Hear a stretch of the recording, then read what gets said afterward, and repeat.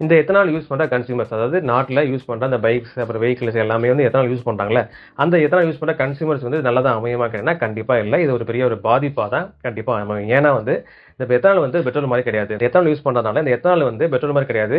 கண்டிப்பா இந்த இன்ஜின் சம்பந்தப்பட்ட அந்த பார்ட்ஸ், இன்ஜெக்டர் எல்லாமே வந்து கண்டிப்பா துருப்பிடிக்கிற நிலைமைக்கு போயிரும். ஸோ இது வந்து ஒரு மிகப்பெரிய ஒரு பாதிப்பு தான் அந்த இன்ஜின் பெர்ஃபார்மன்ஸ்க்கு.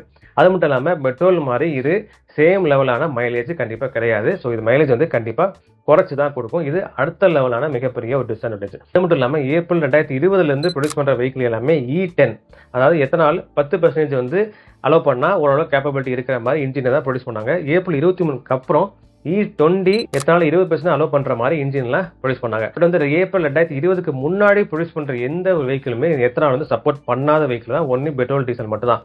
ஸோ என்னோட பைக் வந்து 2014 மாடல் நினைக்கிறேன். ஸோ அதனால வந்து 2020க்கு முன்னாடி எந்த ஒரு பைக்ஸ்க்கும் அந்த கார்ஸ்க்கு எல்லாமே வந்து இந்த எத்தனால் வந்து சப்போர்ட் ஆகாதான். ஸோ அதனால வந்து கண்டிப்பா இந்த துருப்பிடிக்கிற அந்த டேமேஜ் ஆகிற வாய்ப்பு வந்து ரொம்ப அதிகமாகவே இருக்கு. இது வந்து கன்சியூமர்ஸ் வந்து மிகப்பெரிய பாதிப்பாக தான் இருக்கும். ஸோ அதே மாதிரி இந்த இன்ஜின் வந்து எத்தனால் சப்போர்ட் பண்ற மாதிரி ப்ரொடியூஸ் பண்ணுவாங்கல்ல, ஸோ அதுக்கு தகுந்தாப்புல அந்த மெட்டீரியல் எல்லாமே ப்ரொடியூஸ் பண்ணும்போது அதுக்கு தகுந்தாப்புல காஸ்ட்டும் இன்க்ரீஸ் ஆகும். இனி வர இந்தியாவில் ப்ரொடியூஸ் பண்ற வெஹிக்கிள்ஸ் எல்லாமே வந்து இந்த எத்தனால் 100% எத்தனால் யூஸ் பண்ணாலுமே தாக்கு பிடிக்கிற மாதிரி தான் வந்து இன்ஜின் வந்து ப்ரொடியூஸ் பண்ணிட்டே இருப்பாங்க. ஸோ அதே மாதிரி வந்து இப்போ நம்ம வந்து பழைய பைக் வச்சிருக்கோம், அதனால உடனே மாற்றலாம் கேட்டால் அந்த அளவுக்கு பொருளாதாரம் எல்லா வீட்லையும் இருக்காங்கன்னா கண்டிப்பா கிடையாது. ஏன்னா ஒரு பைக் வச்சிருப்போம், அந்த பைக் வந்து 2015 மாடலா இருக்கும். இப்படி வந்து வியர் அண்ட் டியர்னால வந்து இன்ஜின் பெர்ஃபார்மன்ஸ் நல்லா இல்லை அப்படின்னா உடனே நம்ம மாற்ற முடியும்னா அந்த அளவுக்கு எல்லார் வீட்லையும் வசதி கண்டிப்பா இருக்காது.